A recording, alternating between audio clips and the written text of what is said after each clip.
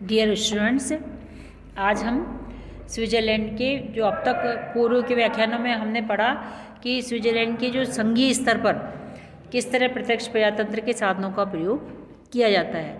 आज हम देखेंगे कि स्विस कैंटनों में प्रत्यक्ष लोकतंत्र के जो तीनों साधन हैं उनका किस तरह प्रयोग किया जाता है।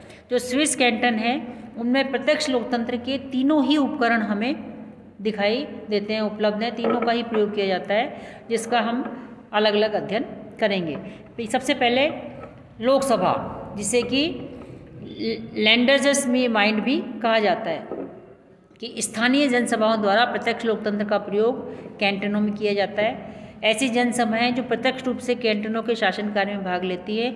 इस समय स्विट्ज़रलैंड में एक पूर्ण कैंटन जिसका नाम है गिलेरस और 4 अर्ध कैंटन ओडवाल्डेन, निडवाल्डेन, इनर अपजेरल और आउटर अपजेरल में कार्यरत हैं स्विट्ज़रलैंड में लोकसभाएं। इन जनसभाओं का रूप स्वतंत्र नागरिकों की राजनीतिक सभाओं जैसा होता है, जो प्रतिवर्ष निर्वाचित अध्यक्ष की अध्यक्षता में खुले में होती हैं। ये जनसभाएं प्रत्येक वयस्क पुरुष नागरिक को जनसभा की बैठक में भाग लेने, बोलने, मत देने का अधिकार होता है। वो पूरे कानून बनाती है, कानूनों की पुष्टि करती है और अनेक उपयोगी प्रस्ताव पारित करती है। वित्त और अन्य सामाजिक कार्य के विषयों में महत्वपूर्ण निर्णय ये जनसभाएं लेती हैं। इन जनसभाओं की शक्तियां और उनके अधिकार अलग अलग कैंटनों में अलग अलग होते हैं। हर कैंटन में अलग अलग हैं इनके अधिकार। फिर भी जो कॉमन जो कार्य हैं वो सारी जनसभाएं करती हैं, जैसे कि संविधान का पूर्ण व आंशिक संशोधन करना, कानूनों का निर्माण करना, करों का निर्धारण करना, ऋण लेना, अनुदानों को स्वीकार करना, नए पदों की स्वीकृति देना, कार्यपालिका और न्यायाधीशों का निर्वाचन करना। तो मतलब जो कॉमन काम में है व्यवस्थापिका के, वो सारे काम ये लोकसभाएं करती हैं। जनसभाओं वाले कैंटनों में प्रत्यक्ष लोकतंत्र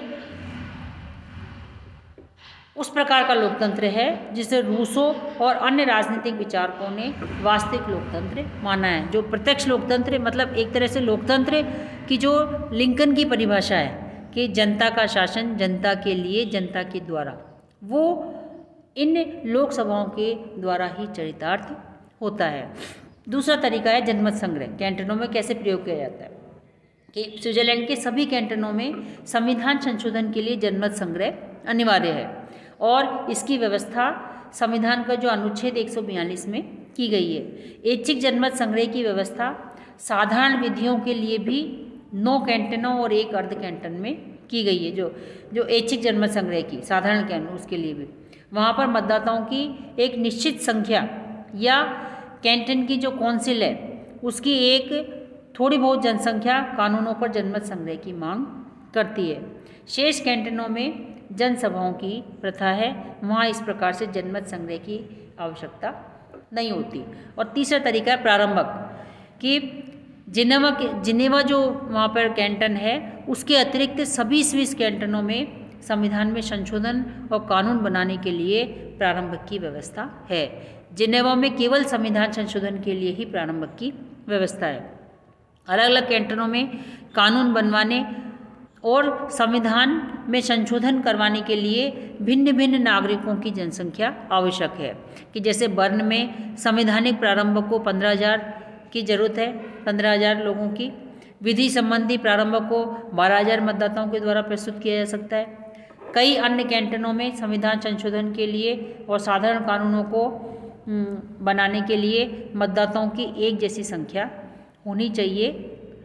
जैसे वार्ड और फाइवन कैंटनों में 6,000 मतदाताओं की आवश्यकता होती है। तो ये था स्विट्ज़रलैंड में जो अपने कैंटन हैं उनमें प्रत्यक्ष लोकतंत्र की जो तीनों विधियां हैं उनका किस तरह प्रयोग किया जाता है। प्रत्यक्ष लोकतंत्र के समर्थन में बहुत सारे लोग तर्क भी देते हैं। वो ये कहते हैं कि प्रत्यक्ष लोकतंत्र के माध्यम से सरकार और जनता के बीच में पूर्ण समन्वय रहता है। यदि जनमत संग्रह ढाल का काम करता है तो प्रारंभक तलवार का काम करता है। दोनों एक दूसरे के पूरक हैं। प्रत्यक्ष लोकतंत्र के उपकरणों में कार्यपालिका और विधानमंडल पर वास्तविक लोक नियंत्रण रहता है और सैद्धांतिक संवैधानिक जो विरोध और संतुलन की आवश्यकता उसमें नहीं रहती। तो प्रत्यक्ष लोकतंत्र के समर्थन में बहुत सारे तर्क दिए जाते हैं, जिन पर हम कुछ तर्कों पर हम चर्चा करेंगे। जैसे कि लोकतंत्र का शुद्ध रूप, लोकतंत्र का सबसे शुद्ध और श्रेष्ठ जो व्यवस्था है वो प्रत्यक्ष लोकतंत्र में ही होती है। किसी भी देश में यदि प्रत्यक्ष लोकतंत्र है तो वो उसके लिए एक वरदान के समान है। वर्तमान में प्रत्यक्ष, जहाँ बड़े बड़े राज्य हैं वहाँ प्रत्यक्ष लोकतंत्र संभव ही नहीं है। एक दूसरा समर्थन में तर्क है सरकार के उत्तरदायित्व में वृद्धि। प्रत्यक्ष लोकतंत्र का जो रूप होता है उसके कारण सरकार जनता का ध्यान रखती है, उसके प्रति उत्तरदायी रहती है, अपनी शक्ति का दुरुपयोग नहीं कर सकती, क्योंकि वो जानती है कि उसके द्वारा कार्यों पर जनता अपनी प्रतिक्रिया जनमत संग्रह और प्रारंभक के माध्यम से कभी भी व्यक्त कर सकती है।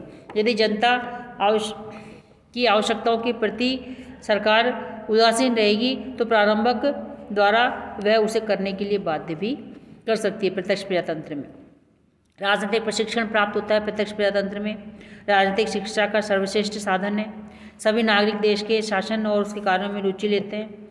वे सार्वजनिक विषयों पर विचार विमर्श और वाद विवाद करते हैं, हर संभव जानकारी उपलब्ध करते हैं सभी विषयों पर, ताकि योग्यतापूर्वक जनमत संग्रह और प्रारंभक के अधिकारों का वो उपयोग कर सके। तो एक तरह से राजनीतिक प्रशिक्षण का काम भी प्रत्यक्ष लोकतंत्र करता है। प्रत्यक्ष लोकतंत्र के द्वारा नागरिक स्वाभिमान की भावना जागृत होती है नागरिकों में। प्रत्यक्ष लोकतंत्र नागरिकों के अंदर आत्मगौरव और स्वाभिमान की भावना जागृत करता है। नागरिक समझते हैं कि वे भी शासन में महत्वपूर्ण है। प्रत्येक स्विस नागरिक यह अनुभव करता है कि वह और उसके देशवासी ही वास्तव में राज्य है और इससे सामुदायिक भावना का विकास होता है। विधायिका की निरंकुशता पर अंकुश लगता है। जनमत संग्रह का एक लाभ ये है कि इससे स्विस कार्यपालिका निरंकुश नहीं बन पाती। विधि निर्माण के क्षेत्र में वह कोई अंतिम संस्था नहीं बन पाती। उसके द्वारा निर्मित कानून रद्द किए जा सकते हैं। स्विट्जरलैंड में सिर्फ संघीय संसद द्वारा बनाए गए कानूनों को न तो संघीय सरकार ही वीटो कर सकती है और न ही संघीय सर्वोच्च न्यायालय उसे अवैध घोषित कर सकते हैं।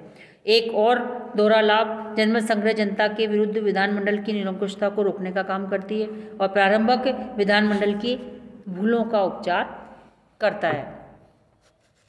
तो आज के उसमें हम प्रत्यक्ष प्रजातंत्र के इसी के बारे में हम चर्चा करेंगे। धन्यवाद।